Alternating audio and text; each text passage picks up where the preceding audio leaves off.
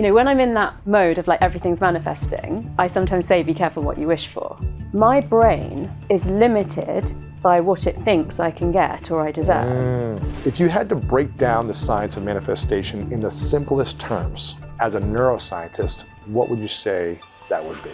Okay, so Please help me welcome Dr. Tara Swart, medical doctor, neuroscientist, a best-selling author, a podcast host. Tara, it's so good to have you here. Are there any secrets of neuroscience or the universe that you feel people aren't taking advantage of enough? some of the research that I've been looking at recently is about smell. I feel like it's one of the most underrated senses. Really? Yeah, smell is the most emotive sense that we have. Wow. I'm not just safe because I tell myself I'm safe, but I'm safe because I believe in something greater. Yes. There's a lot of people suffering. And like I said, you can sound like you're crazy if you start talking about stuff like this. So you think we attract people based on our psychological wounds? 100%. You meet people on the same level of psychological wound as you. Oh, man. You also leave people if you evolve out of that and they haven't been able to. Wow. For someone listening or watching this right now, what do they need to know about their brain, their mind, and how the universe works to support them? Is there anything else? Welcome back, everyone, to the School of Greatness. I'm very excited about our guest. We have the inspiring Dr. Tara Swart in the house. So good to see you back. Hi, so lovely to be back here. I'm fascinated by you as a human, but also by your brain and how you think. You're a neuroscientist, but you also study the universe and kind of the untold mysteries of the universe and how the brain actually manifests things and works within the universe, what the source of things is. And you just have such a wide range of wisdom and knowledge. And so I wanted to dive into manifestation and the science of manifestation to start. Mm-hmm. And if you had to break down the science of manifestation in the simplest terms, with a few steps on how people could start to apply it to their life as a neuroscientist, what would you say that would be? Okay, so thank you for the lovely things that you've said about me. And one of the things I really pride myself on is making complex subjects simple and accessible. Yes. Because I genuinely think, what is the point of knowing anything if you can't help somebody to understand it and use it, where it's going to make a really big difference to their life? And I actually received a similar compliment on Instagram today, and I don't always write back. I don't always have time to write back, but I said, that is the best compliment, thank you. So I'd like to approach this in a few ways. The practical road to manifestation, which is based on neuroplasticity because of my background, and that means the ability of your brain to change and grow, and therefore your ability to think differently, manage your emotions differently, act differently in the material world. So based on that, manifestation is really just setting a goal or choosing an outcome and taking the actions that you have to make that come true. It's as simple as that. But the neuroscience process starts with raised awareness. So, if your life hasn't panned out exactly like you always dreamed it would, or you find yourself stuck, or you find yourself repeatedly making the same kind of mistake, then you need to understand why, because you can't change it if you don't understand why you're not achieving the things you want, or, what's holding you back, what's a barrier, what's an obstacle, and indeed what you could do differently. So once you think, okay, this is not working for me, this is how I would rather my life should be. This is my vision, this is my dream, vision, my goal, This is the outcome that I want. Yeah. It's not immediately a case of doing something. So really, it's not about taking action right away. Not right away. And well, I will use you as an example of all the mental rehearsal that you did when you were doing the decathlon. Yes. You know what you want to achieve with that decathlon, let's say with the pole vaulting. Then you spend all those hours just playing it over in your head. Then you actually go out and do the practice pole vaulting, and then you compete. So it's kind of like that. So it's mental rehearsal, visualization, then the physical practice, then the moment. Yeah, and that makes sense for sport, right? And I wanted to use something tangible so that people could get it. But when it might be something more to do with, I want to manage to regulate my emotions better, or I want to stop, choosing the same kind of guy where the relationship always ends up badly, then because it's a bit less tangible, the process that I've laid out is start with raised awareness, and then a phase of being, not doing, which is focused attention, which is just notice when you fall back into old habits, or notice either the thought patterns or the behaviors that have, been repeated over time and led to the same outcome that you don't want. Once you've gathered some data, because, you have the awareness piece, but then you do kind of want to test, is this really true? Is that bad, or will it change if I do something differently? Then you do the deliberate practice. So that is going out, dating, applying for jobs, or, looking into starting up your own business, maybe changing some health habits. You actually then do them and see what changes. So do you sleep better? Do you meet different types of people? Does your network increase? That kind of thing. And the last part isn't so much a stage, but it's accountability, because as we both know, people set a lot of, good intentions and then don't always achieve them. So it's either that you can achieve that yourself. I'm really loving this app at the moment called Habit Share, and I've got 12 micro habits on it, and I have to tick them off every day. And I find that if I do that and I focus on 3 for each quarter of the year, then by the end of the year, I'll have at least 10 habits that I don't even think twice about anymore. Yeah. What are 3 of the most important habits you're focusing on right now? Eating more protein, doing more weight-bearing exercise, and they're all so good. I'm just trying to pick one. I think one I'm really into at the moment is listening to chanting, or doing a mantra, or doing tapping, or a hypnosis audio. If I do one of those each day, I'm quite pleased with myself. What is the ultimate mantra to start manifesting more of what you want? And do you need to believe you're worthy of manifesting first before you can achieve it? Yeah. So I'll pick up on that second point, because it's a really important factor in why people don't achieve the things they say they want, because deep down they don't believe. Yeah. And if you bypass the belief, can you still manifest? I don't think so, or not as well, let's put it that way. So I'll give you an example of visualization and vision boards. So, I call vision boards action boards. Yeah. I love that. And that's to do with you going out into the real world and, doing the actions that will bring your goals nearer to you, not just sitting at home fantasizing about things. But I have come across quite a few people who say, I've been through the magazines, I've cut out the pictures, I know exactly what I want. I can't bring myself to glue them onto the board. Why? Well, the first time someone said that, I challenged them really strongly. And I said, I think that's because you don't believe you deserve them.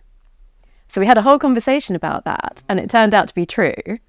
So a couple of times again, when I've heard people say that, or I check more now, I'm like, have you actually stuck them down and put it somewhere prominent? Because the putting it somewhere prominent is a risk as well. I don't know if you recall that my first one was in the bathroom of my apartment, and I was in I was in a studio apartment at the time. So you see it every moment. Yeah. But also anyone that came to my house could see it. Oh, wow. It's slightly uncomfortable, particularly in Britain, to be putting, this is how much money I want to earn. Right. This is the house I want, the dreams, the relationship. Yeah, exactly. The status, all of it. Yeah. But I said to myself, if you, obviously only my close friends were coming to my apartment. If you can't even show it to them, how can you tell yourself that that's what you really want? And that you're going to go out into the world and say, this is what I want. And what was really lovely was actually my best friend's husband came over once, and he obviously looked at it when he was in the bathroom, and he said, oh, actually, I've got someone I could introduce you to about, one of the things. So it already helped me that I let other people see it. Yeah, I've heard different research of don't tell anyone your goals, because when you tell someone, you get a false sense of accomplishment, of excitement and joy, that it's so you don't actually have to go make it happen because you're talking about it. And then I've seen the other side where it's let people know about your goals so that they can support you in accomplishing them. Yeah, I think letting people know so they can support you is one thing, but talking about it does not necessarily mean that you don't have to go and do something. You can talk about it and go and do something. Yes. And because the brain doesn't like uncertainty, you may have some fear around actually grasping opportunities that are related to the things that you want.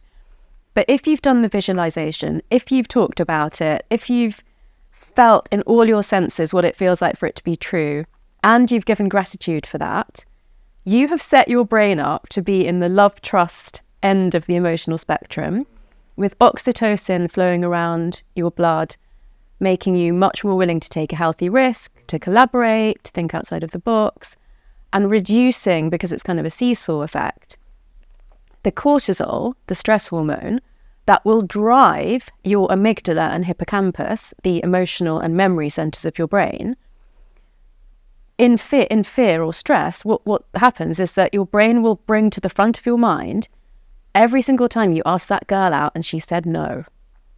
And it will say, don't go and ask anyone out because you remember what happened when you were that geeky teenager. You got rejected. Yeah. Exactly.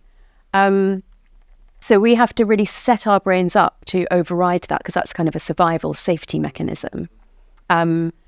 So gratitude moves us from cortisol to oxytocin. And talking passionately about what you want moves you from cortisol to oxytocin. Interesting. Yeah. Is there ever too much gratitude someone can express where it actually hurts you or doesn't benefit you?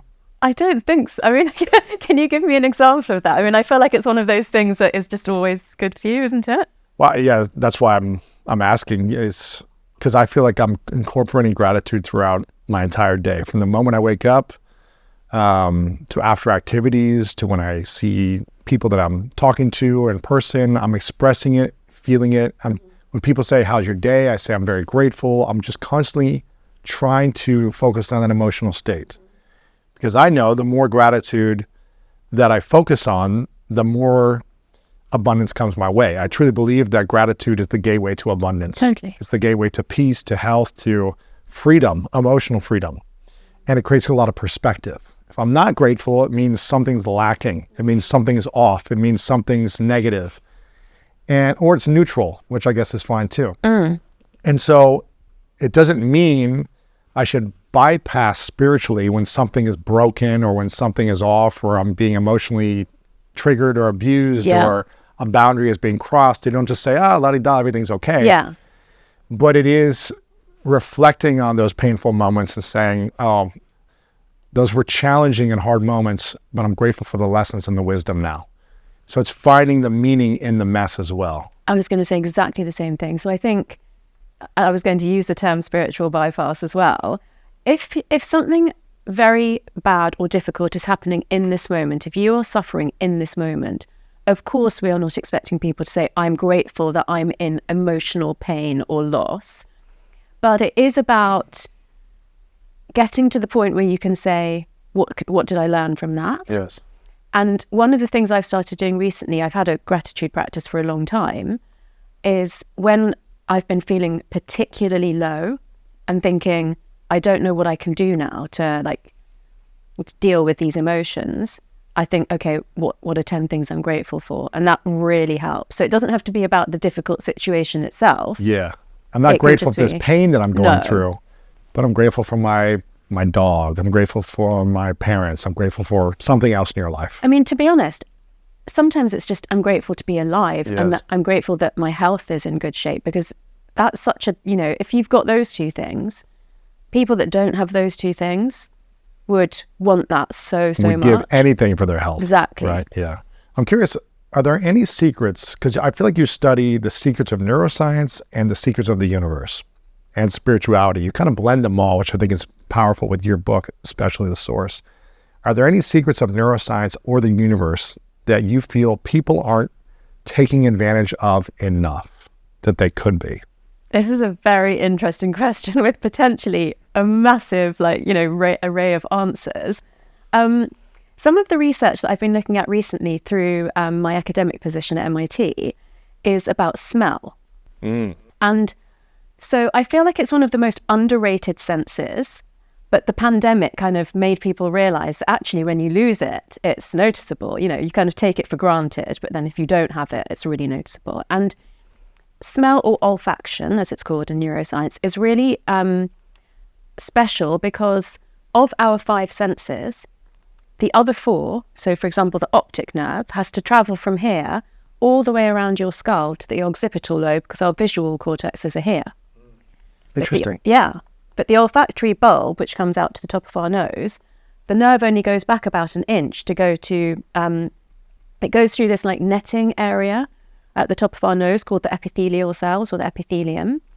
And then right behind that are the amygdala and hippocampus. And that's why smell is the most emotive sense that we have. So if I ask you what smell most strongly evokes a childhood memory for you, what would you say?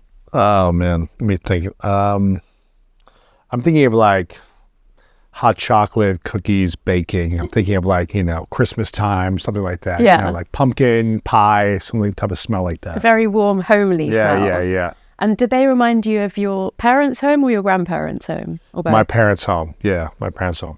So they say when you smell something that reminds you of your parents' or grandparents' home, you get what's called an avalanche of memory, because there's so much going on in those formative years, and you are learning about the world through your relationship with your primary caregivers. And so smells that take you back to that time actually like release a whole torrent of memory. That's interesting. And so I guess if you had a traumatic experience growing up around those smells, then that smell could recreate trauma within your nervous system as well, or it could recreate a nostalgic, loving, homey feeling based on the memory, correct?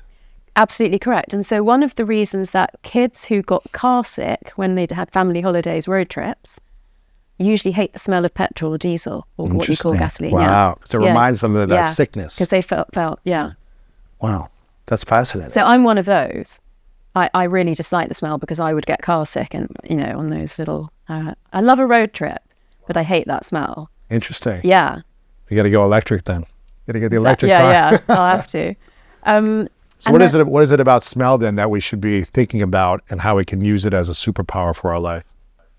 So there are people who are super smellers, and the professor that I was talking to actually said he thinks I'm one of them, which is really interesting. What is a super smeller? Because I feel like I have a very sensitive nose. Do you? I feel like I do. Like I notice smells all the time. Okay, that's quite unusual because way more women are super smellers than men. So I think a part of it was, I don't know, nurture. Because my dad used to smell everything. So maybe I started picking that up as a kid and being like, oh, let me smell everything that I'm like drinking or eating, or just when I enter a room, I just kind of emulated what he did, I guess. So I don't know if that's nurture as well as nature, I guess. So. I mean, that's neuroplasticity, right? So maybe you wouldn't have been such a super smeller if you hadn't learnt that as a child. Exactly.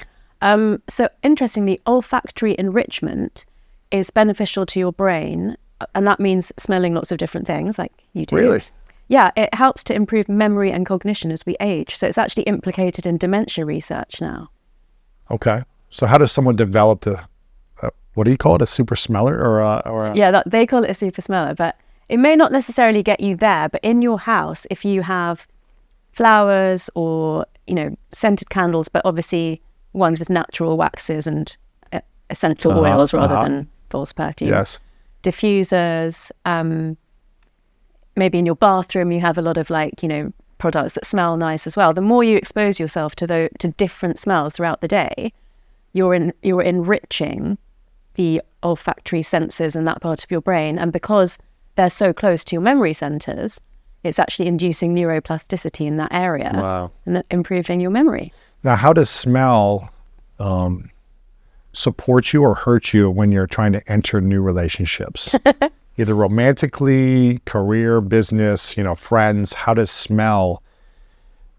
it incorporated in relationships? Brilliant question. So we're very visual. So I would say that that's probably the top one in terms of attraction, or even if it's not sexual attraction, if it's in a team at work, then kind of knowing who your tribe is primarily visual.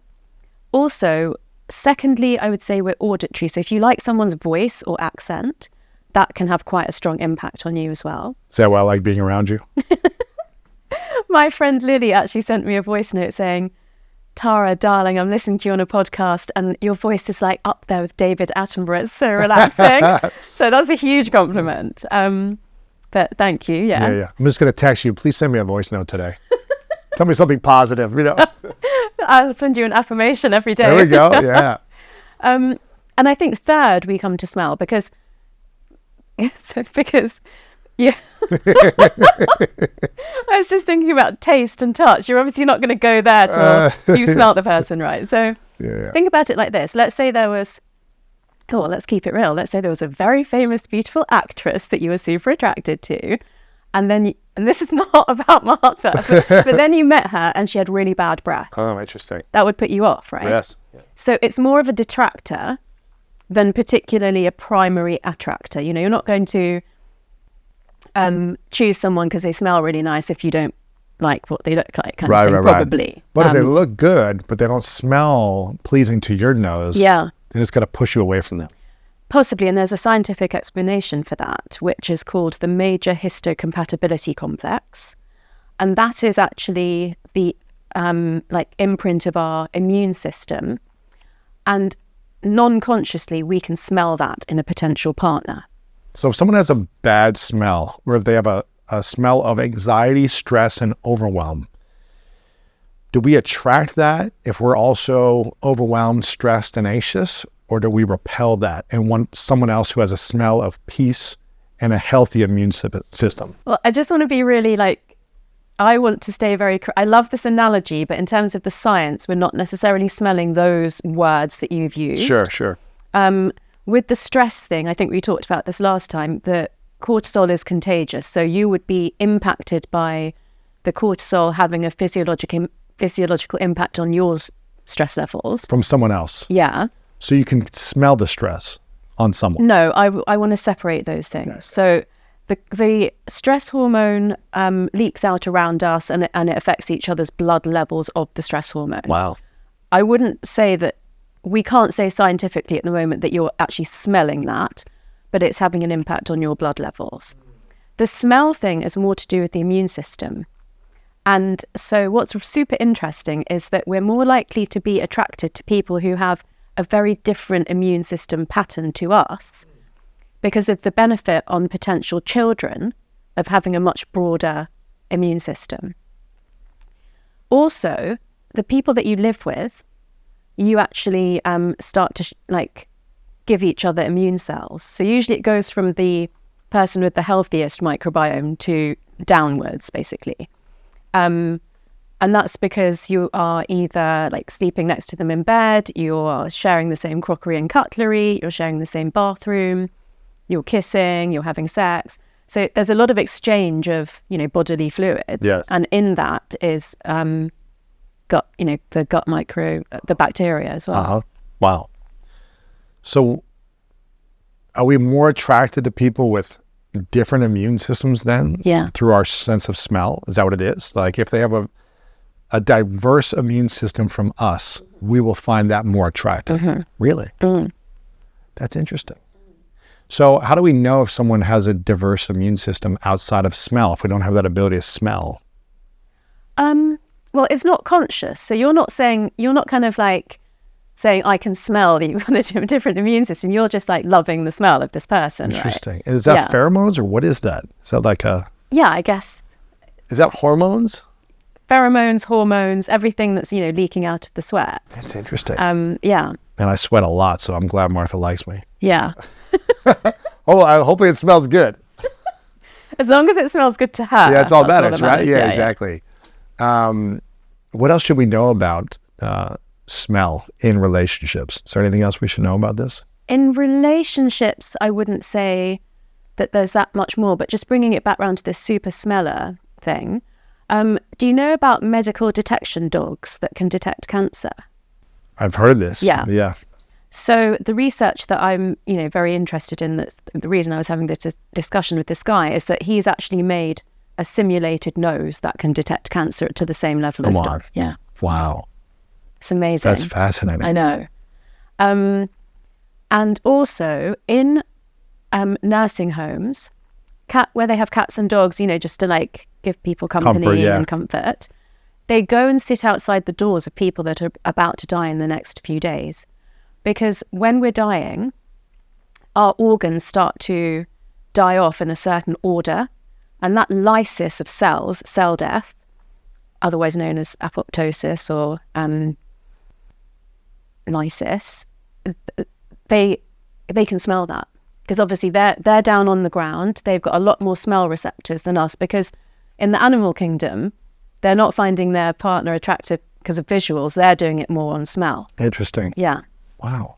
So what, cats and dogs will sit outside of a nursing home of like the door of someone who's about to pass? Yeah. Really? Even if it's not yet known by the medical staff that person is They just soon do to this die. intuitively? Why? Through smell. But why are they trained to do this, or they just kind of do this because they want to bring comfort to that person, or? So the medical detection dogs are obviously trained to detect cancers, but what we see in nursing homes is there's no training involved. It's just that because they can smell it, they go and sit there. They want to offer comfort. Maybe they want to signal to the staff that this is something that's happening. That is fascinating. I know. Wow. So what I think is, in terms of us being able to expand our consciousness, is that if there are biological models, and by that I mean cats and dogs that can smell death, or bats that can hear things that we can't hear, dolphins, flies that can see things that we can't see. If there are biological models that can do that, is it possible that we can do more of that? That's interesting. And I'm applying that to cognitive science, because obviously that's my area. And the question I love asking people is, have you ever thought of someone that you haven't been in touch with for a while and suddenly they message you? Has that ever happened to you? Yeah, of course. So everybody says, of course. Is that what you messaged me the other day? No, that was because it was your birthday. Exactly. But if it was I'm thinking of everyone. That's why I'm getting messages. I know. So if that phenomenon happens, why is that? Why does that happen when you're thinking of someone and then the next day they text you or call you? well, we don't know, but that's what I'm so excited to dive into next. Fascinating, Yeah. right? Because if you can control that, then what are the possibilities? So if you had a hypothesis on why we think of something and then that person calls you, or two people are talking about you and then you call those people, what do you think, based on neuroscience, that is, if you had a guess? I'm going to give you a science answer and a spiritual answer. I love it. I love it. Has to be Blend about, it. Yeah. Let's go. So the science answer is mostly based on Carl Jung's psychological theories about the collective unconscious, which means that on some level that we are not consciously aware of, there is a connection between our psyches. And a couple of examples of this are, at the start of the pandemic, there was a global phenomenon of vivid dreaming. And that hasn't happened in the world since the last World War. Globally, this was happening. Yeah. So literally, me in my country house in England, you in LA, someone in a tiny village in Africa, we were all experiencing that. And it was mostly anxiety-based, which completely makes sense, right? But for people in very, very different circumstances, and dreaming is a huge part of our emotional processing, that was going on. Then there's the example of people saying you thought of somebody and then they messaged you. Twins definitely seem to have a higher level of being able to know if the other one's thinking about them. So that is to do with, the only explanation that we have for that at the moment is this potential collective unconscious idea. And then, because I've been doing some research into the first American cultures, one of the things I've learned is that our construct of time as linear, which is that there's a past, a present, and a future, well, that's a man-made construct. We don't actually know how time works. A lot of the first American nations believe that time happens in a spiral. And so as you are progressing through your life, you are passing by times and things and people that you've passed by before. And most people just have blinkers on and aren't aware of that at all. But if you're more open to the fact that time works in a different way, then you would understand that there's no such thing as coincidence or serendipity. It's because you're mentally passing through places that you've been past before. At the same time, or you're going back in time, or... Well, you're not going back in time. I don't think we can do that yet, but you're passing close to, let's call it memories or emotions or intuitions that they're not in our brain. They might be, what we're thinking now is that the brain is filtering our mind down to survive in this material world, and that actually our consciousness could be much bigger than that. And areas of research I've looked at around that are things like, I'll explain these terms in a minute if you don't know what they are. Sure. Terminal lucidity, near-death experiences, and past life memories.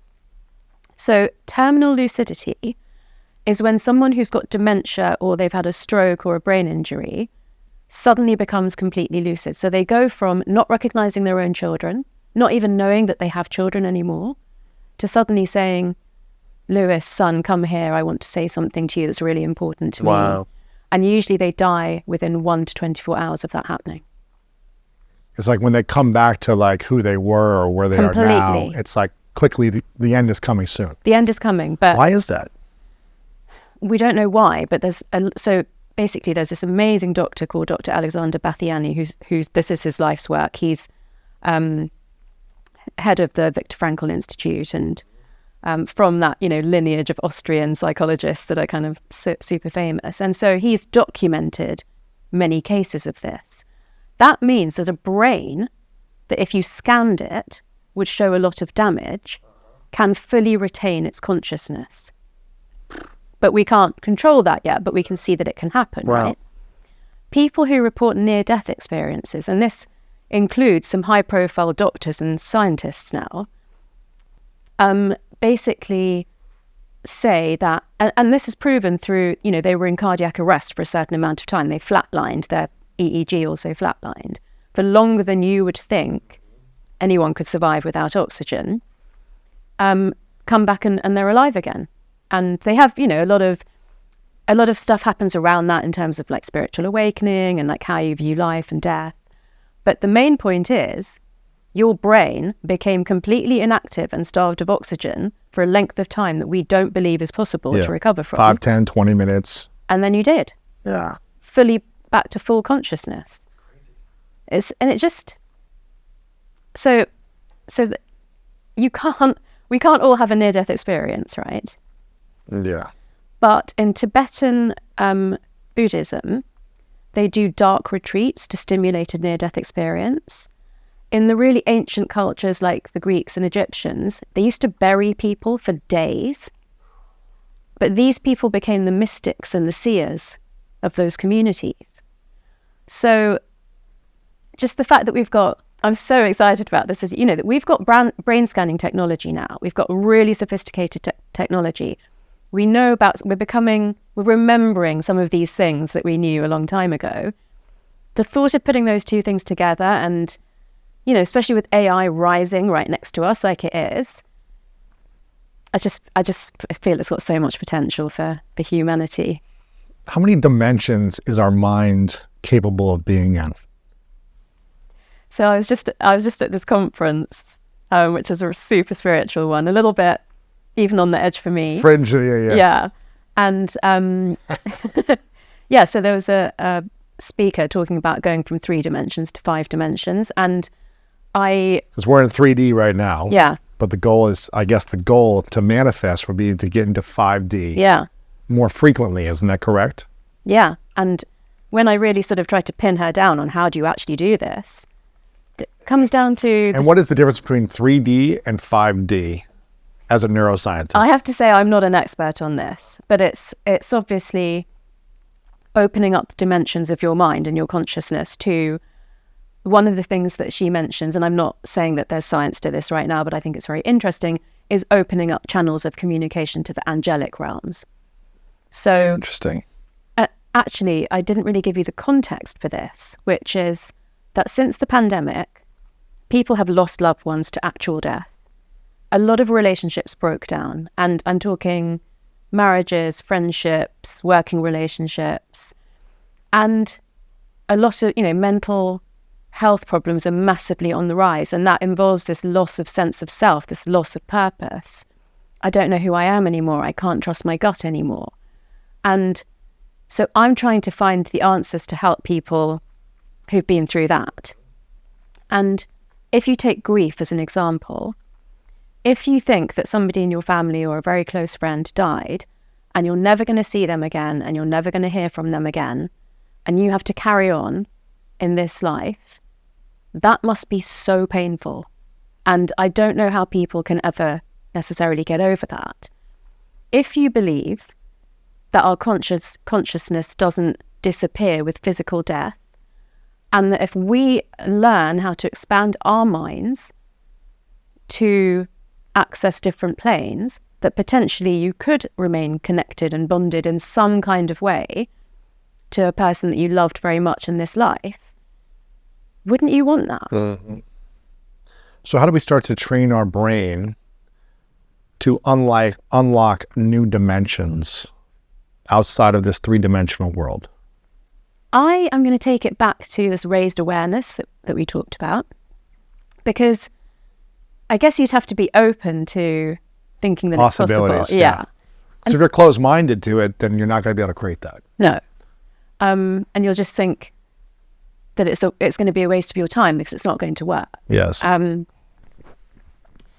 So I would like to pose hypotheses to people like the one that I just said to you. Like, if you thought that there could be some way that you can remain connected to someone that you've lost, wouldn't you want that? Well, because your answer was yes.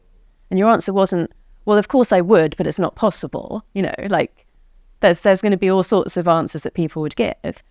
Then I would ask you to operate on the basis that that might be true.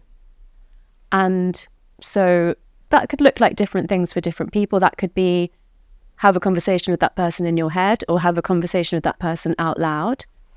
I mean, I think that Richard E. Grant very famously says, I was married to my wife for so long that I kind of know the answer that she would give. So I have conversations with her in my head as if they're between me and her. But obviously it's my brain that's kind of creating the answer, but it is based on what I think she would say. So that's acceptable to most people. Yes. That would be acceptable.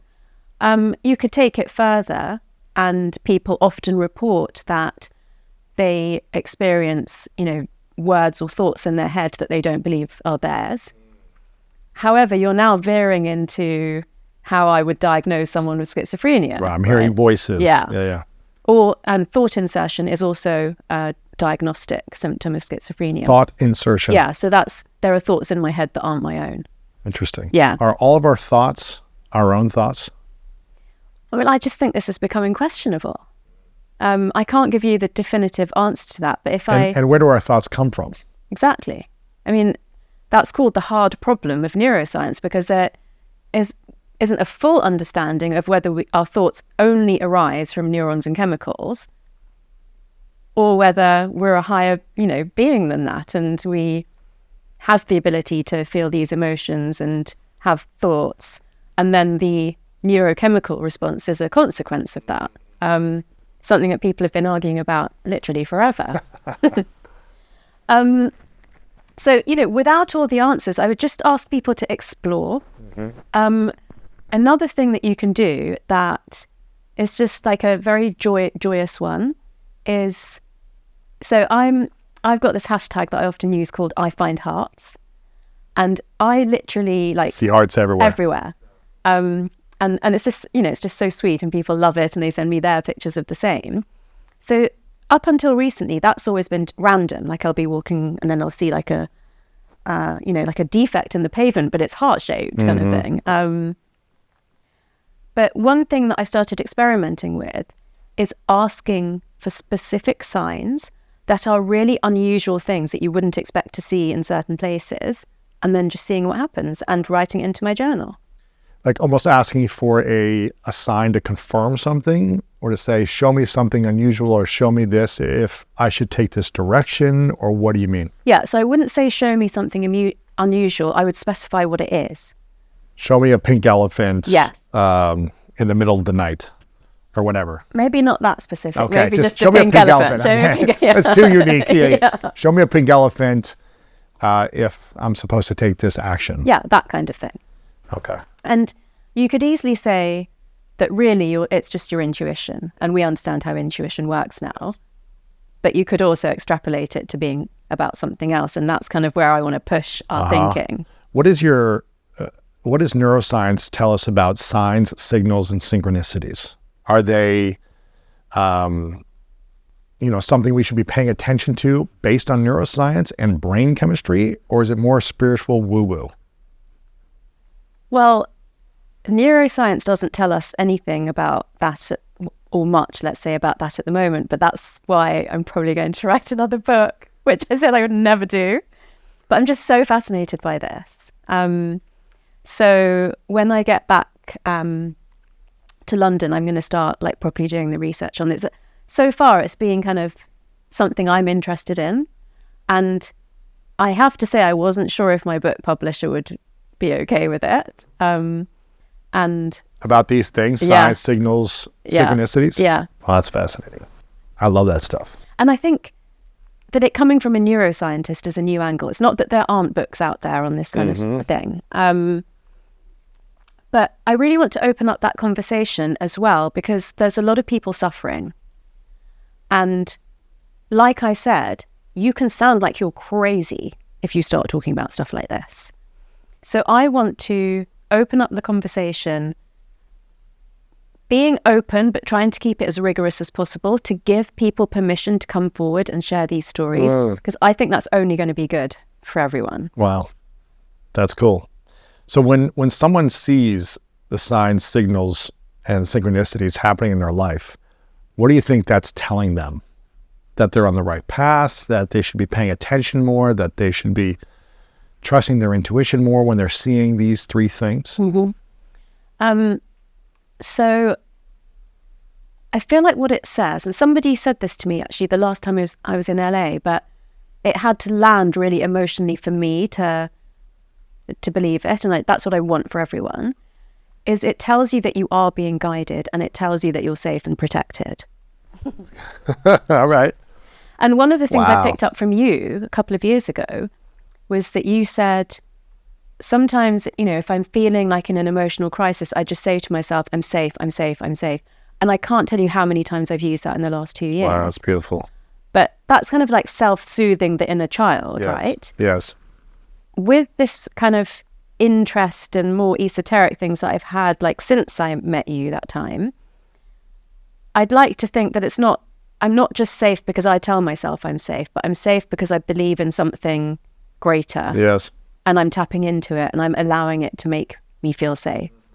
Because however good you become psychologically at soothing yourself, you can still feel very alone. So feeling like... Unless you have a deeper spiritual connection to something. Yeah, exactly. Yes. Yeah, that's what I meant to say. Wow, that's fascinating. Do you believe that we can be in beautiful, healthy, loving relationships, and we can manifest everything we have on our vision or action boards if we have yet to heal the wounds of our childhood? As a neuroscientist? No. Really? Wow. So if we have these visions and dreams and goals that we want to go after, and if we want to have a beautiful relationship, but we are wounded still, the inner child is wounded inside of us as adults, what will happen to us? So this is really about inner child and shadow, right? So I think people understand that you've got an inner child that maybe didn't get over things that you experienced in your childhood. Shadow is about the parts of yourself that you've rejected because as a young child, you rely on your primary caregivers for survival. Yes. And if there is something that they don't love about you, you want to hide that for all the world so that they will still love you and not let you die. You don't want anyone to know this about you. No. That's shame.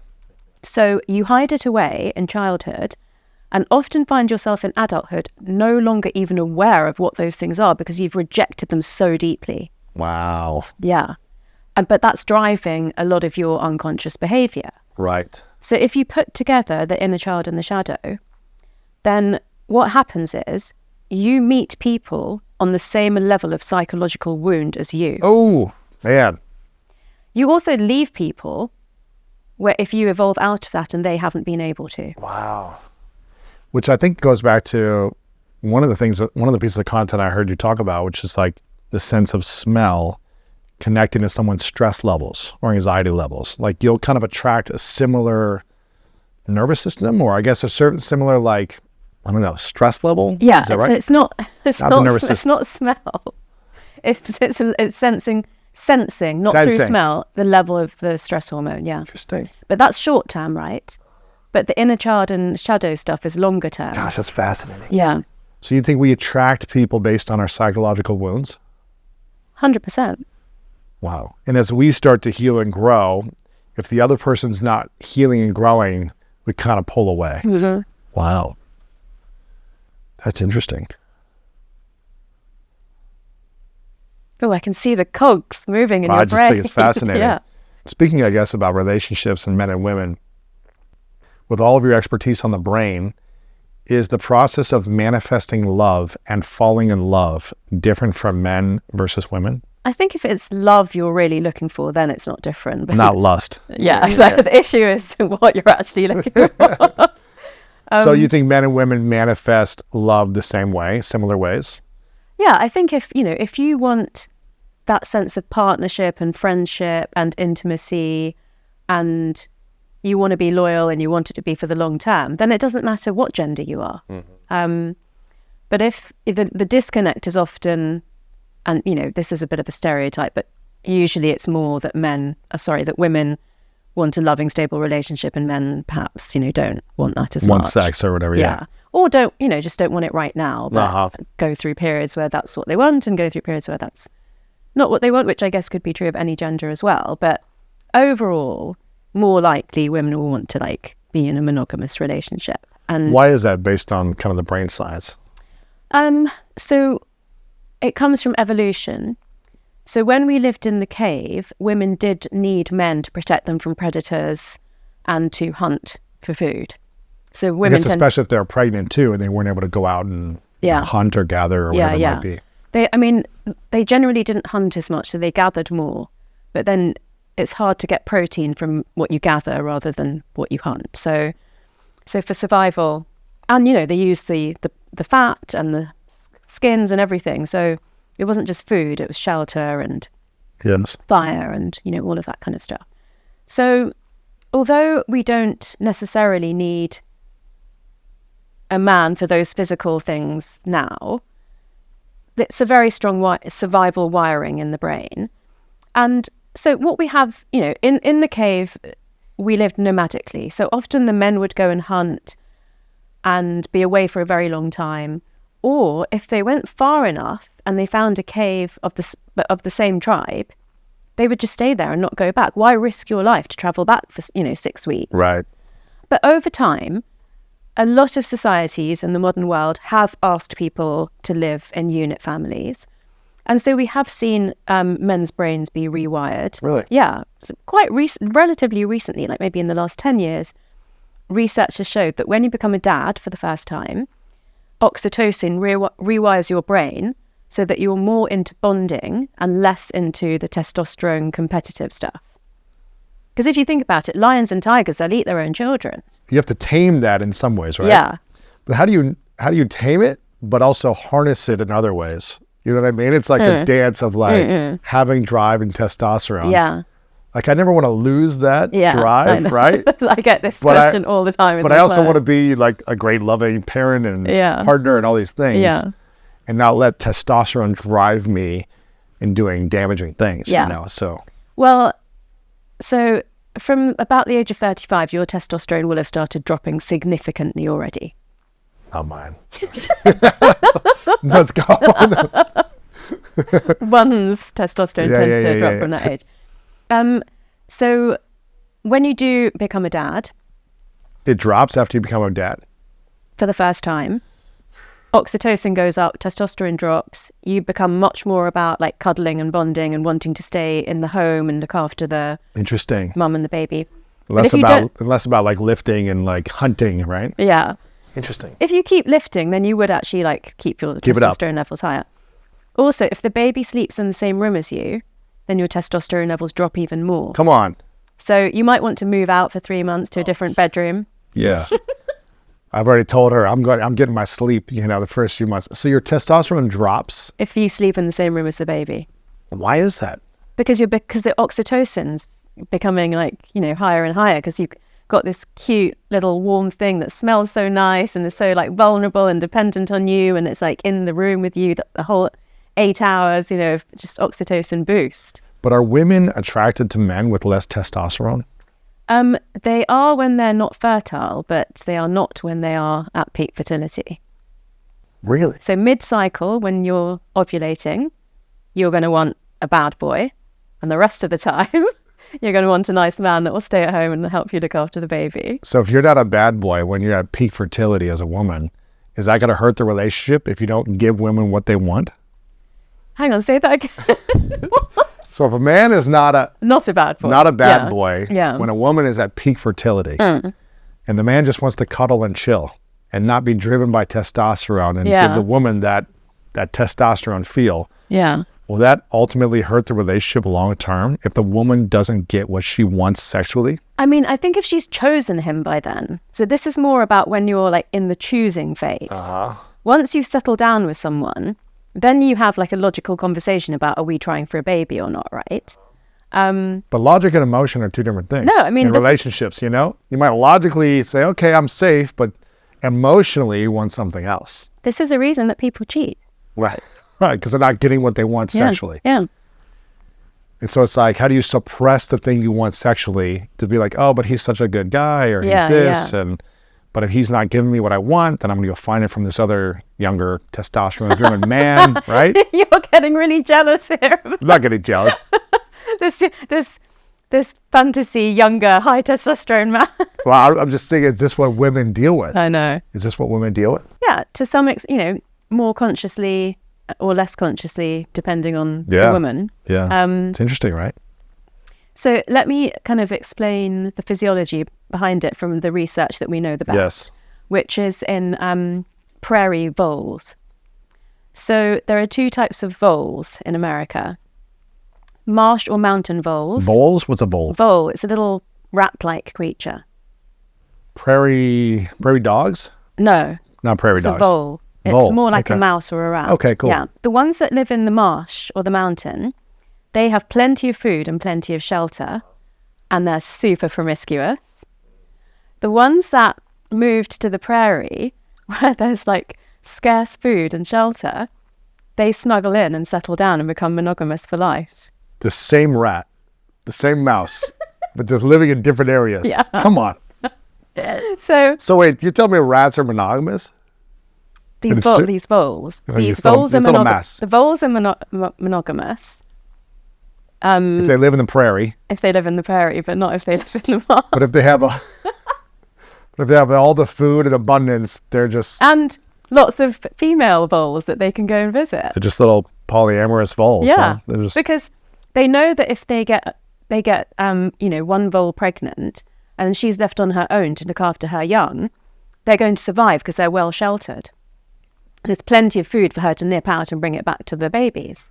Yeah, but in the prairie, if he was promiscuous, then the chances of his offspring dying are quite high because she can't defend the nest herself. She can't find enough food for herself and them without help. And so let's extrapolate this. How does this help humans, right? Okay. Well, which mice are happier? The ones that are more promiscuous or the ones that are coupled? I think it depends on the vole. So you think the female mice are happy if they just, are pregnant, but then their partner just leaves? No. They're not happy? No. How do we know? Can we test that? Okay, so how do we apply this to our lives? Hang on, there is an answer to that. Okay. We test it through levels of oxytocin and vasopressin. Come on, have we done this? Have people done this? Yes. No way. From these mice? Yeah. Wow, that's crazy. And actually, just to be serious, the research has done more to help with loneliness, grief, and heartbreak. But obviously, it's got implications for dating. Wow. So because one of the things that we saw with the receptors in the brain is that, like, if I'm in... No, it's got to be the other way around. If you're in love with me, you've got more vasopressin receptors in your nucleus accumbens, which is on the reward circuitry. And then every time you see me, you get a reward. And the longer that we've been dating and stay together and become closer, that reward becomes more intense every time you see me. However, if we then had a prolonged separation, time can downregulate the effect of those receptors. So obviously there are implications for that in a breakup or grief, right? Right. But one of the things I think is like so important for dating is that if a couple are getting to know each other, and this is all on like heterosexual couples, the research, then as a woman is sexually interested and liking the guy and enjoying the dating, her oxytocin levels is like slowly starting to go up. When they start actually having sex, she's going to be releasing higher levels of oxytocin every time she orgasms, and that's going to make her bond to the guy much more. If you have sex on the first date, the guy's vasopressin levels will plummet straight away, and all he'll be interested in is testosterone. If you make him wait, his vasopressin and oxytocin levels go up, and then when you do actually have sex, he's already bonded, so it's more likely to become part of a loving relationship. Wow. So if a woman sleeps with a man on the first date or two, is a man driven to want to bond long-term with that person? No. Why not? Because the vasopressin levels drop as soon as he has sex. What does that mean? So vasopressin is the one that makes the prairie voles monogamous. The higher the levels of that, and that the receptors appear in the reward circuitry of your brain. And so basically, if you see your partner in distress, it affects your brain, those neurons, and you want to comfort her through physical touch. So that's oxytocin. But if you haven't had time for those receptors to appear in the correct place to make you bond, then it's just it goes back to lust. So what I say about love and relationships is that the genetics and the receptors will load the gun, but sexual activity will pull the trigger. So based on neuroscience, if you sleep with someone quickly, you're less likely to bond long-term together. You're more likely to be promiscuous or just not be as interested in that person long-term. Is that right? That's fascinating. No. But you hear a lot of people just be like, just sleep with them on the first day. It's fun. Just have fun. It's all good. But I just feel like you're setting yourself up for letdown. But if that's what you want, that's fine. But I think don't expect the guy to keep liking you after that. No. And don't say it's fine and it's fun if you actually want a long-term relationship, and then be disappointed that they didn't want that too. Yeah. So the brain chemistry within a man changes if they have sex earlier with a woman. And it changes in a different way if they wait and they actually like create a bond and then first, yeah, and then have sex. Yeah. What changes within a woman when they have sex with a man? Do they become more bonded to the person? Yeah. So for the woman, it's not so much to do with whether they are already in love with the person or not. If they're having sex and they're releasing oxytocin, because we don't have as much testosterone as you. You've got at least 7 to 8 times as much testosterone as me. And that buffers the effect of oxytocin, whereas I would get the full effect of oxytocin.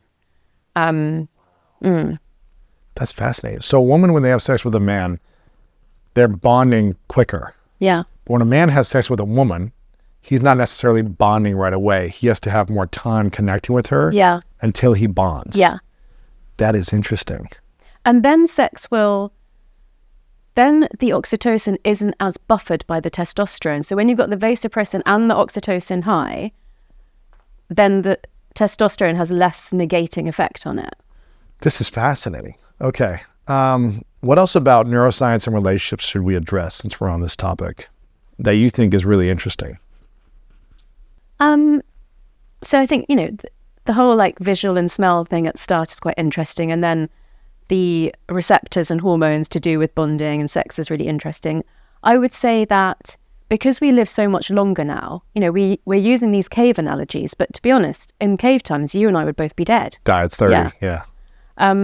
So relationships potentially have to last for longer. And I think there's 2 things to say here.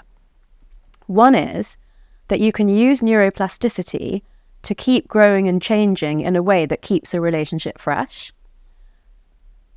If you are holding on to this fantasy that a relationship has to last forever, even if we're now living till we're 100, right? So I think another way to look at it is about being in the present, not necessarily putting this intense pressure on yourself, your partner, and the relationship that it has to last forever. Yeah.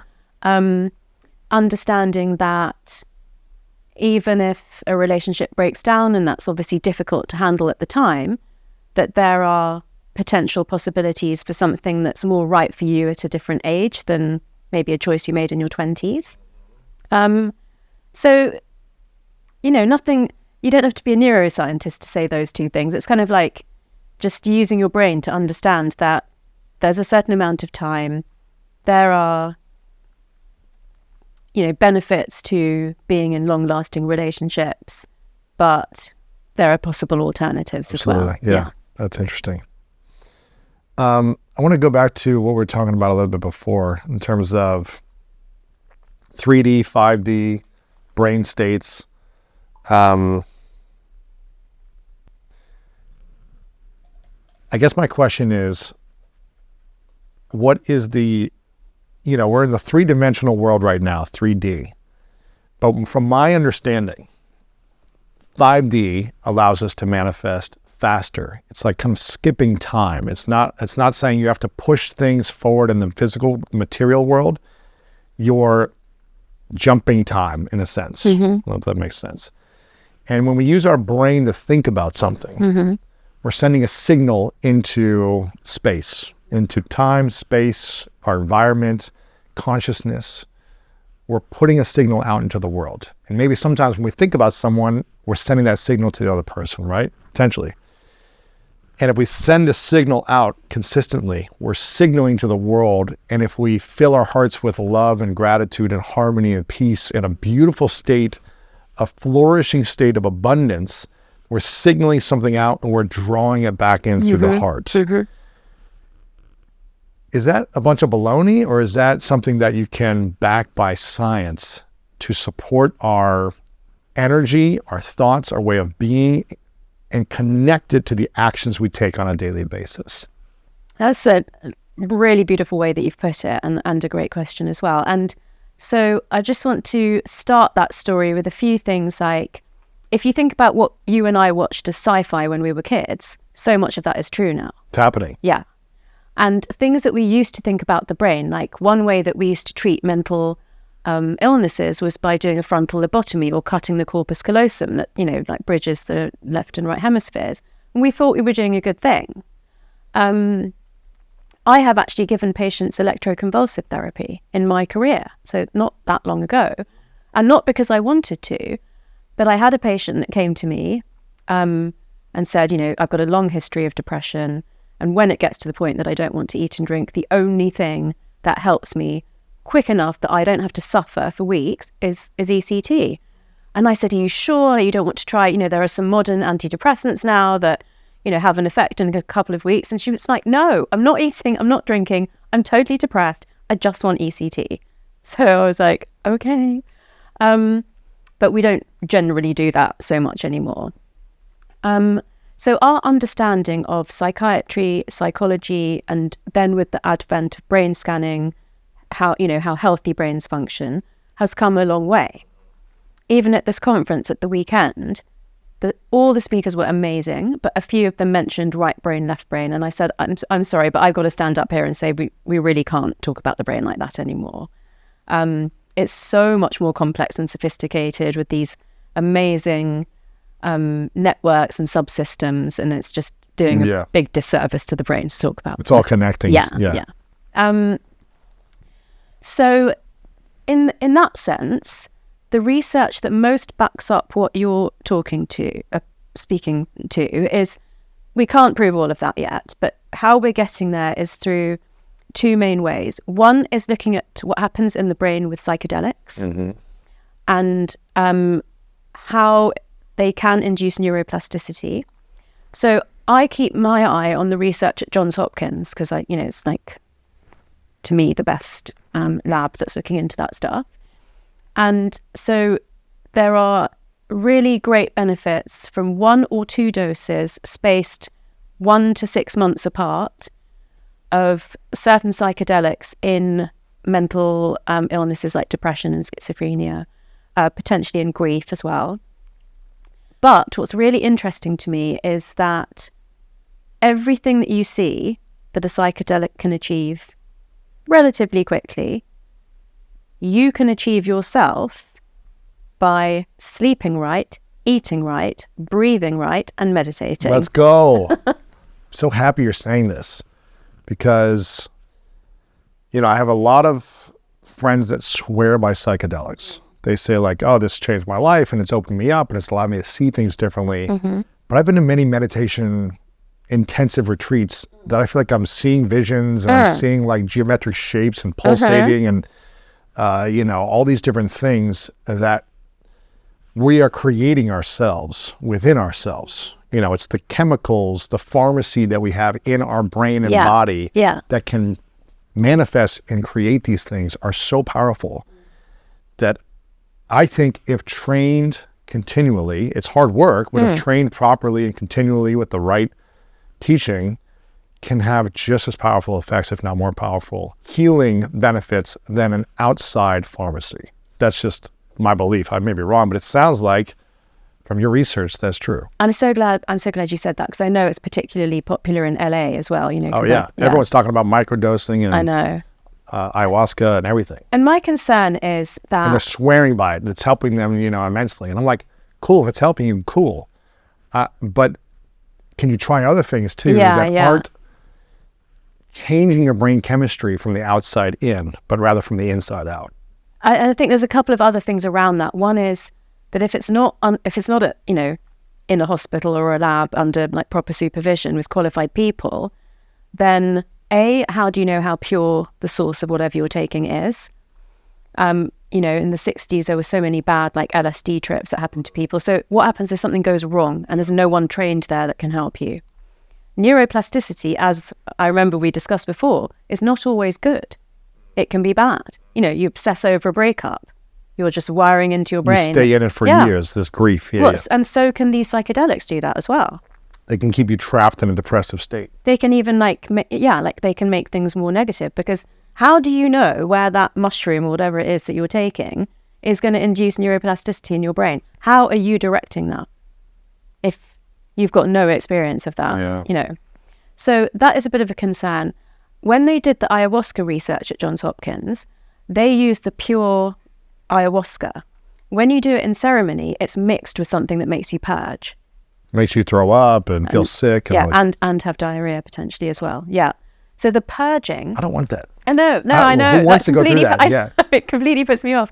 Some people don't mind it so much, but it's done because it symbolizes a massive release. Yes. And that's part of... And a rebirth. Yes, right? Exactly. But you're taking something that you don't need to take. You could just take the ayahuasca and have the actual mental process without purging. Interesting.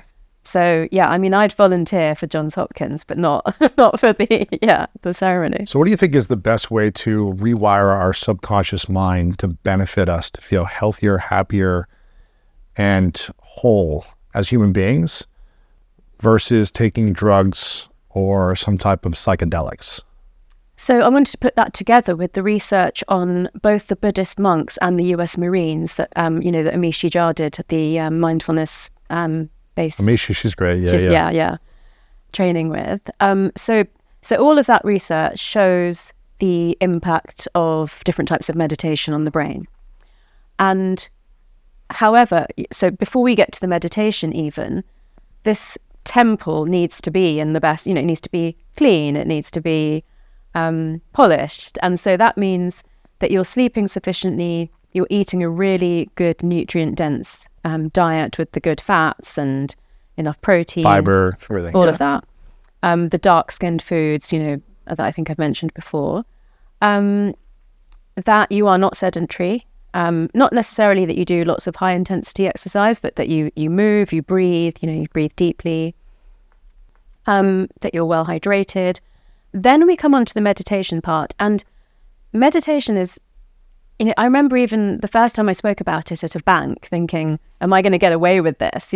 But people found it really interesting. And then it really was about sitting cross-legged with your eyes closed and, doing a certain kind of form of meditation, whether it's guided or breath. So the nature piece is that because we've existed in the palette of nature since we were in the cave, we do find it, most people find it beautiful unless you've got like terrible allergies or something. When you walk past trees, particularly certain trees that you have a lot of in LA, I've noticed. So pines, firs, cedars, cypresses, palms, they release something called phytoncides that actually interact with your immune system and boost the release of natural killer cells that help you to fight off cancers. Trees. Wow. So being in nature helps you fight off cancers. Yeah. Wow. But the beauty of it as well, so that's a chemical thing that's going on. But not just the actual chemicals that are being released from those trees, but you actually being in the environment and viewing it. Yeah. Interesting. Yeah. So that's beholding beauty. Making beauty is also important. So things like singing, playing an instrument, dancing, drumming, chanting. Because if you think about it, in the cave, we danced and drummed and chanted, but we didn't have resources to do anything that wasn't essential to our survival. So I still haven't quite worked out why, but those things are obviously essential to our survival. Interesting. Yeah. Okay, so back to, I guess, reprogramming your subconscious mind. Eating, sleeping, what was the other thing you said? Meditating, breathing. Well, I want to come to that one last. So the physical foundations are eating, sleeping, drinking, and breathing. Then when we come into the realm of mindfulness, we're taking it now to the next level and saying it's not just necessarily sitting down and doing a meditation, but it's spending time in nature. It's beholding beauty. It's gratitude. Art. It's art. It's music. It's dance. Yeah. And so when we're not incorporating a healthy lifestyle of eating, sleeping, drinking enough water, breathing, meditating, if we're not incorporating that, it's just going to be harder to accomplish what we want. It's going to be harder to manifest. It's going to be harder to attract healthy relationships. We're going to feel in a more stressed out state, is what I'm hearing you say. Oh, it's like buying a Ferrari and then putting the wrong gas into it and never changing the oil or the water and expecting to win Formula One. Right. It's not going to happen. How can someone tell if they are in a lower energy state? Mm-hmm. And it just might seem so daunting to take on something new to improve their life. They might be in scarcity, they might be struggling in relationships, they might be feeling emotionally depressed, physically depressed, financially depressed, and they're just getting by minute by minute, day by day. How can someone get out of themselves when they're in a scarcity state or lower energy state, suffering state, and into a more beautiful state of being? I really feel like I'm the wrong person to answer that question because you've been there and you've written the book about it, which I've read, The Greatness Mindset. There's so many, amazing science-backed tips in there about this exact question. But I just want to give one really easy thing for people that they can start doing today, which is the micro habits that I mentioned. So just, if you're in that place, and, you and I have both been in that place, just start drinking some more water. If that's the only thing you can do today, you will actually feel better if you're hydrated. Try to go to bed half an hour earlier or an hour earlier. Try to, just go and do 100 steps after your meal. Really, really small things, but these kinds of things, and I always say change 10 things by 1%, not one thing by 10%. They accumulate and they make you feel better. Yes. And it's, it's not about sort of having the dream home manifestation straight away. It's about building yourself up to that. Why do you think some people manifest quicker than others? If some people feel like, man, he or she, they just everything they do, it just turns to gold and it just seems to be happening so quickly and they're so much farther ahead than me. Mm-hmm. Why does it seem like some people do it faster and other people are just working so hard to create some momentum in their life? I mean, again, I'll bring this back to, because with you, I always like to use sports analogies. It's practice. Yes. There's no other, Reps. there's no secret answer to that. Takes time. And I also find, even though it's something I practice all the time, that I can have like months in the desert where nothing's happening. And then I have like periods of time where everything is like falling into place. And I've started saying to my friends, when that's happening, ask for everything that you want, because it's like a magnetic time. So when you see that it's happening anyway, then think, okay, what else was I wanting the last few months that I didn't manifest? And really like put that out there. You mentioned magnetic. How do we become more magnetic to the things we want? So I want to answer that in a relationship way, because I feel like when people are looking for their partner, they've usually got a very good idea, or maybe even a list of what they want in that partner. Yes. I'm going to make a list of all the things I want in this person, and then I'm going to go find it. And I'm going to wait for it, this to come along. But do you ever make a list of what you have to offer in a relationship? Do you ever check if you can match up to everything that you're asking for on that list? All right. Preach it. I like it. I mean, I think if you do make a list, you need to look at it and ask yourself if you're bringing that to the table as well. Because if you're not going to get that. That needs to be the standard you are. Yeah. The things you want, you have to be that standard. If you're not, then there's going to be a disconnect at some time. There's going to be something that's off.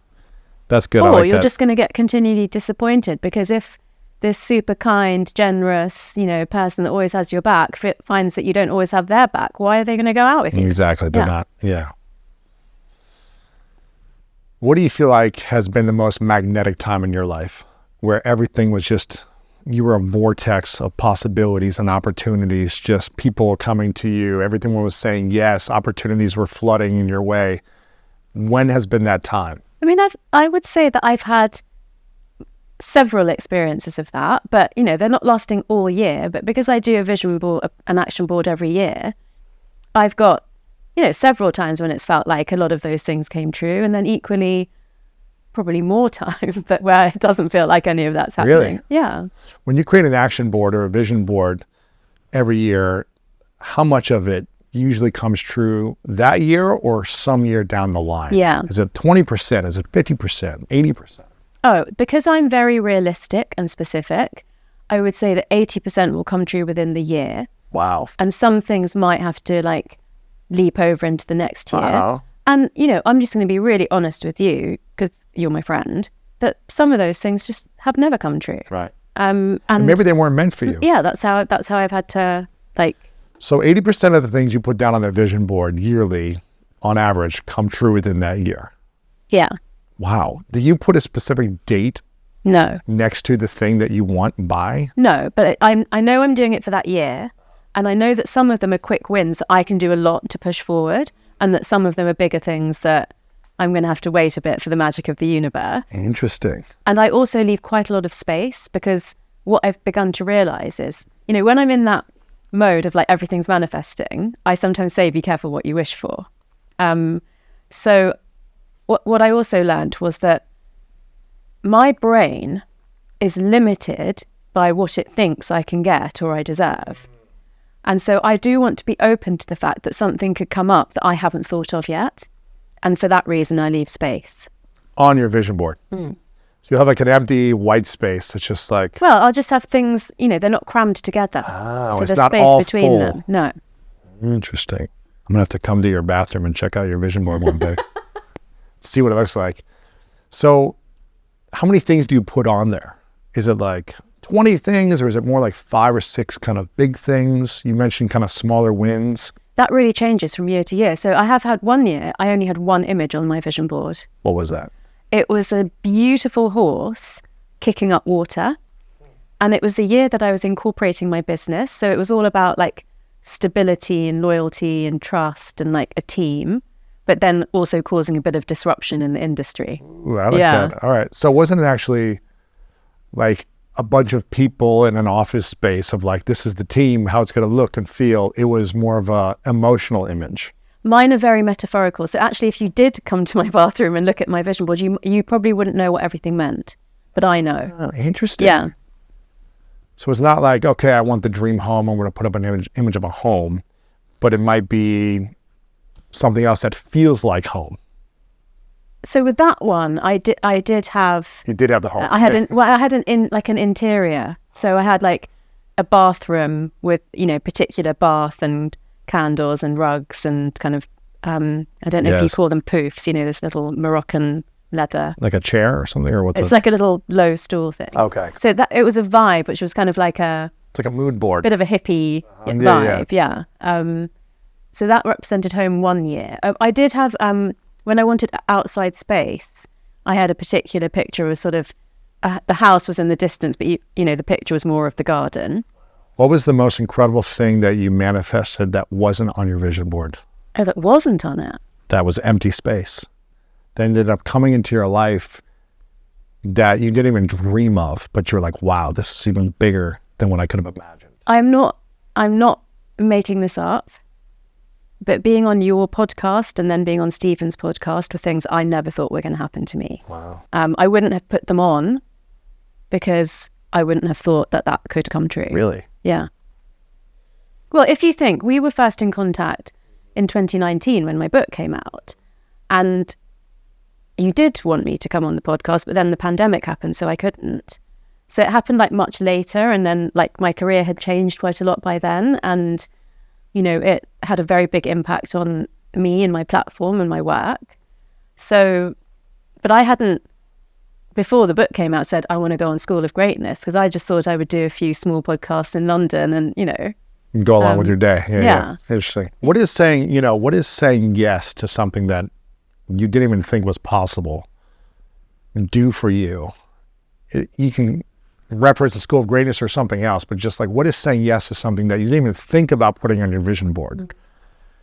But being open to the universe's possibilities of an opportunity and saying yes to it, what does that do for you? What does it unlock?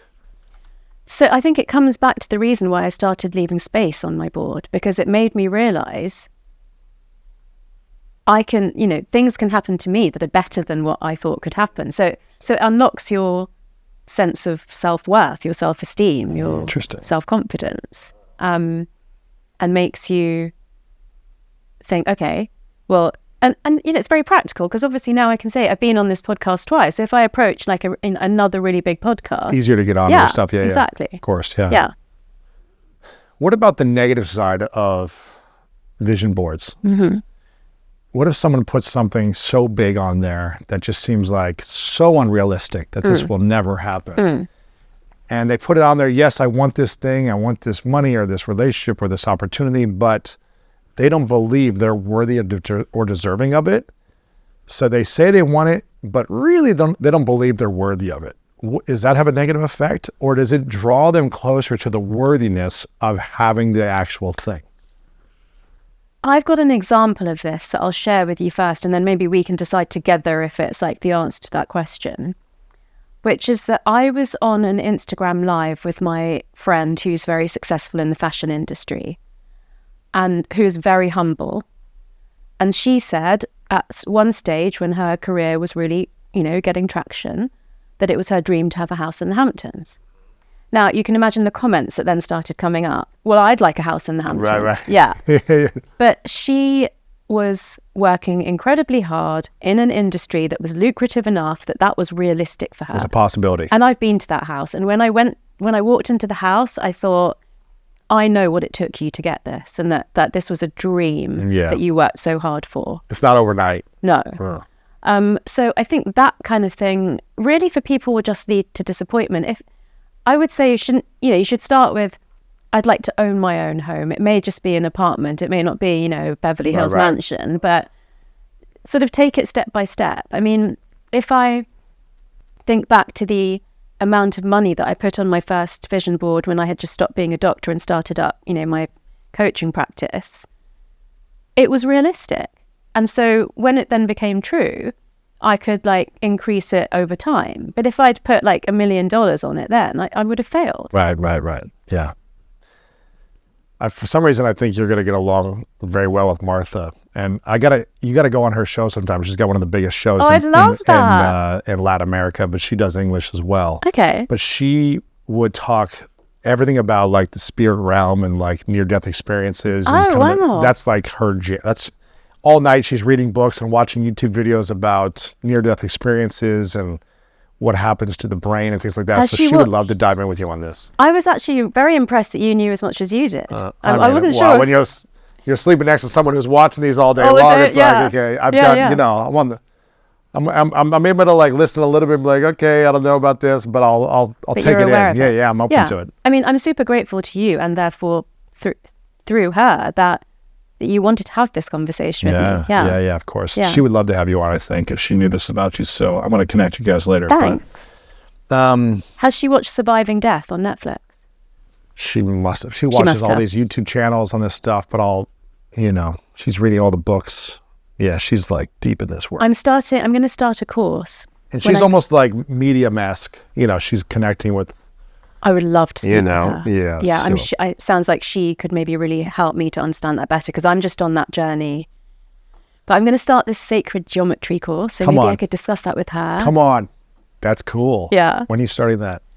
Well, it's on an app that I've already got, but because I'm so busy in LA, Sure. I thought I would just wait till I get home. That's cool. But I might do one on the plane. No, to I'm New gonna, York. I'm gonna connect you guys for sure. Okay. Gosh, what else do we need to know? What else do you feel like people need to know right now at this time in the world? For someone listening or watching this right now, what do they need to know about their brain, their mind, and how the universe works to support them? Is there anything else? It's probably going to be a bit of a recap, but I think it's important to do. Like I said, at the beginning of the pandemic, I realized very, very quickly, like within 2 weeks, there is going to be a horrific mental health consequence of this. And then a couple of months in, I started trying to sort of say, does it have to be a mental health crisis, or could it be a spiritual revolution? And I don't even really know where that was coming from. It was just a phrase I was using. I didn't really have much to back it up. Obviously, I've subsequently spent 3 years kind of, delving into that personally for my own spiritual evolution. And I want to share that with people, because what I'd really like to say is, if you are feeling lost and broken, if you've lost relationships, if you have actually lost people and are in grief, the answer actually is in your brain. And that there is so much that you can do to reconnect with yourself, to bring an amazing tribe of like angels and supporters around you, and to navigate grief in the most graceful way beyond what you could think possible. And all the things that you speak about, that I speak about, to believe that and hypothesis test it, because you will feel better, and there's no harm in trying. Wow. Do you ever feel worried being a neuroscientist and being in the science world, talking about spirituality and things that you, I guess, essentially cannot measure? Do you ever feel worried about, are people going to take me seriously, or my credibility, or, are they going to laugh at me if I'm talking about spirituality? Yeah. One of the things I've said before, because a question that I get is like, how do you survive in a man's world? How did you do a PhD in neuroscience 30 years ago? I didn't really realize that as a girl, I wasn't... 30 years ago? Come on. Stop it, you're not asking No me about my way. age again. Come on. Stop it. That was like 7 years ago. Come on. So I just never thought like, a girl shouldn't do that. I was like, I'm interested in everything neuro, so I'm going to do that. And was it a risk when I gave up being a doctor and started a business from nothing?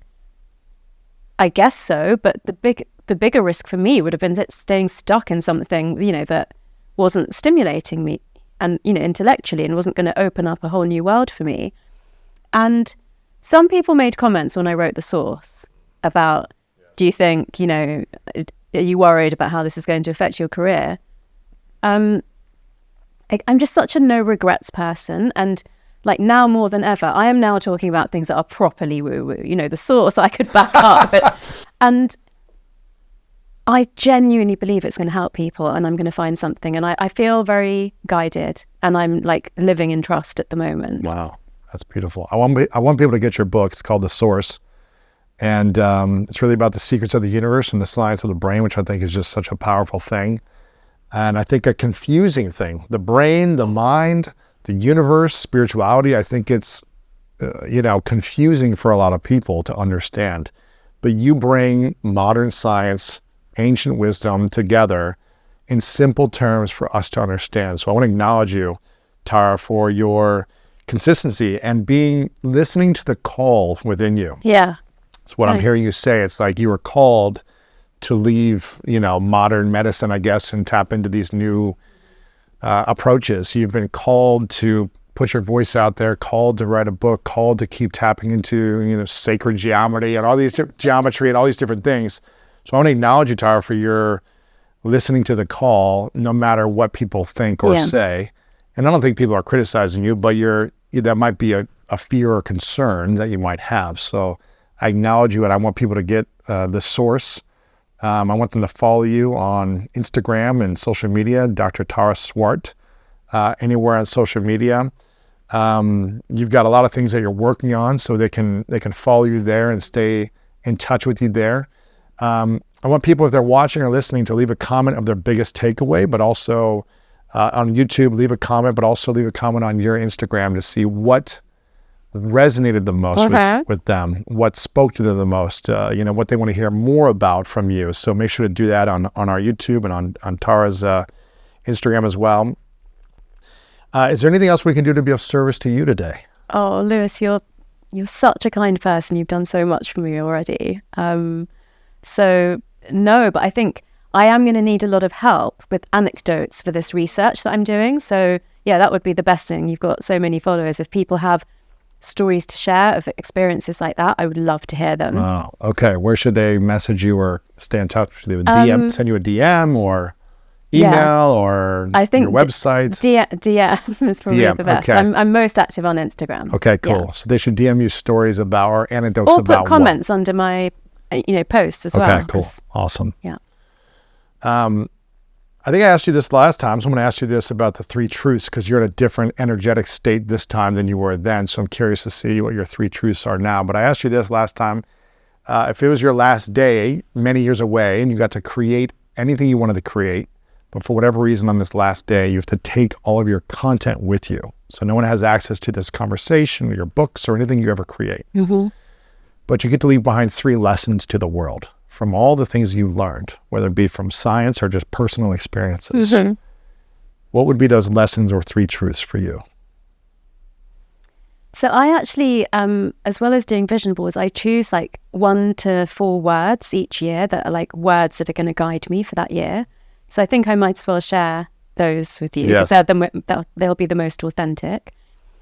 So the first one is peace. And I don't give too much meaning to the word. I allow it to show up in my life, but I think it's definitely inner peace, but also peace with the people around you. And then beauty is a big one for me, since I'm researching the neuroaesthetic stuff. So just, seeing beautiful things, smelling the flowers, just appreciating the beauty in everyone. And then freedom. And I think this is really related to the last question you asked me, which is not having that fear of criticism or skepticism, and just really trusting myself and going with what I want to. Wow. Yeah. It's interesting. And I wish that for everyone. Those are my words, but that's what I would wish for people. It's interesting. For the last 4 years, I have had set intentions as well for each year, and I've had different words. Oh. And 4 years ago, they were peace, clarity, and freedom. Wow. Peace, clarity, and freedom. Well, I actually had 4, but you asked for 3. So I didn't say my other one, which is truth, but that's clarity, isn't it? Yeah, so they're really close. Wow. Yeah, that was my intentions, I guess 3.5 years ago. But peace, clarity, and freedom, because I didn't feel like I had them. Wow. So I was and I was searching on the outside to have them, as opposed to becoming them. Mm. Becoming clear, becoming free, being free, being peace. Yeah. And, I was always searching for things on the outside as opposed to developing them from the inside. Totally the same. So not to quite the same extent as you, but it was where I was feeling I was getting close to those things, but I couldn't quite, and I was just thinking I was struggling with something and thinking I just so need peace in that area. And then I had this light bulb moment, which was like, I give myself peace. Peace does not come from the outside. Let's go, Tara. Yes, I am peace. Yeah. That's beautiful. Final question, what's your definition of greatness? So something else that's come up in the research recently that's become really important to me is about having a purpose that's greater than yourself. So doing something that doesn't benefit you directly, so, you know, something altruistic, something that's for the benefit of others. And you obviously get a benefit from doing that because it makes you feel good. But it's about kind of, you know, your life is your life. But if you want a life of greatness, I think you've got to do something bigger than something that's just about your life. If you Absolutely. Know what I mean. Yeah. That's beautiful. It's about a life of service. Tara, thank you so much for being here. You're amazing. Appreciate you. But there's a whole corner of the internet right now that's like men cheating is fine, women cheating is not. And it's like we've done the research on this, and women who get cheated on are often severely traumatized, right? Like about half of women who, and in some studies more than half of women who are paired with men who are unfaithful, exhibit these symptoms.